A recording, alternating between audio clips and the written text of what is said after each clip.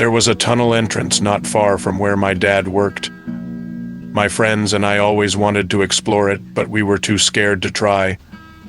One day, my friends, Miguel and Esteban, volunteered to go in first. Miguel never came out. I think of you. My dad worked as a custodian at the nearby hospital, where he mostly swept up and cleaned God knows what. My friends and I were aged 9 to 11 years old, and in those days kids were allowed to wander all over, not like kids today. The tunnel entrance was less than a half-mile from the hospital, near a dry creek bed. There were bars that blocked the tunnel, but they were old and mostly rusted out. We used a pipe we found to pry apart the bars wide enough to squeeze through. The tunnel was around 10 feet in diameter and looked like it ran in a straight line towards the hospital. In the ceiling every 50 feet or so was a small grate that let light in from above ground. Still, it was very dark and spooky. After much debate, we decided Miguel and Esteban would take a flashlight and walk down the tunnel as far as they could, whistling as they went. Javier and I would follow above ground and listen for the sound to see how far they got before getting scared and coming back.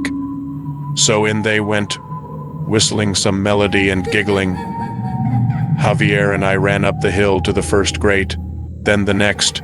After the third grate, there was an old fence blocking the way to the fourth. We ran down it a ways until we found the end and came back on track. We got to the fourth grate, but didn't hear anything. Just to be sure we didn't fall behind, we ran to the fifth. Nothing. Thinking they turned around, we went back to the entrance to hear their heroic tale. When we got to the entrance, only Esteban emerged from the shadows, without a flashlight and without Miguel. We asked Esteban what happened, but he wouldn't say. His skin was pale, and he was sweating bullets. Neither of us wanted to go in without a light, and we didn't want to get in trouble either. We went home. I guess Miguel's parents got worried. They called my house, and my mom made me tell them what happened. I now regret not saying something sooner, but we were kids. There was a big search for Miguel that lasted for days, but they never found any trace of him. Esteban never recovered. In fact, I think he ended up at the same hospital my dad worked at. He said that folks who worked there believed that tunnel was cursed by something truly evil. The hospital has been closed for years now.